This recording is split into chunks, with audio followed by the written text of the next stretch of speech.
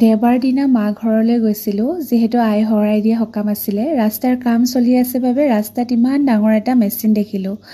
আমাৰ এইফালে বছৰেকত বহাগ মাহত আই শৰাই দিয়া সকাম বুলি এভাগ সকাম পাতে। তাত গোপিনীসকল আহে। ঠাই বিশেষে নিশ্চয় সকলোৰে নিয়মবিলাক বেলেগ বেলেগ। আমাৰ এইফালে এই নিয়মভাগ পালন কৰা হয় যাতে বছৰেকত আই বসন্ত দেখা দিয়া নহয়।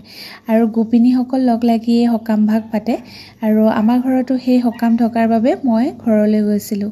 আৰু এই সকামভাগ কেনেদৰে পালন কৰিছে আপোনালোকক অলপ দেখাবলৈ চেষ্টা কৰিলোঁ। ভুল হ'লে মাফ কৰিব।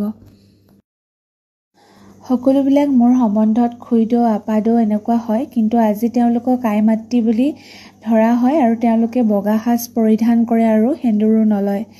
আৰু বছৰেকত আচলতে অপায় অমংগলবোৰ আই দেখা বসন্ত দেখা দূৰ হ'বৰ বাবে এই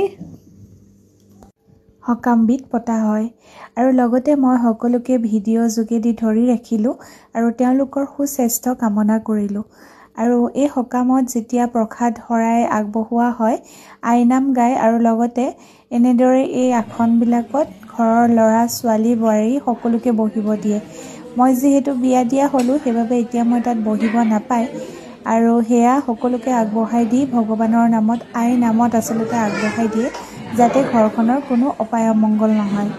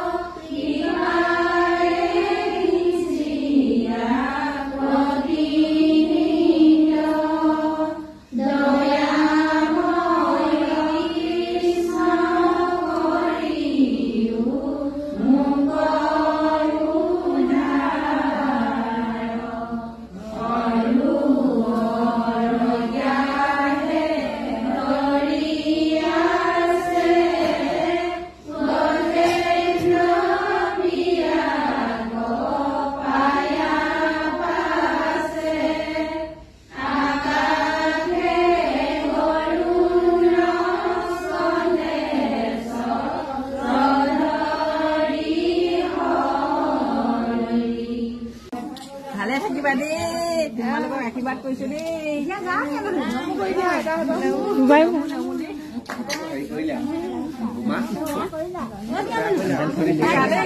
আৰু এনেদৰে গোপিনীসকলৰ লগত ঘৰৰ মানুহবিলাকো ভগৱানৰ নাম লৈ ওলাই আহিব লাগে। আৰু আমাৰ সকামভাগ সুন্দৰকৈ হৈ গ'ল। বাৰু আজিলৈ আহিছোঁ, নমস্কাৰ, বাই বাই।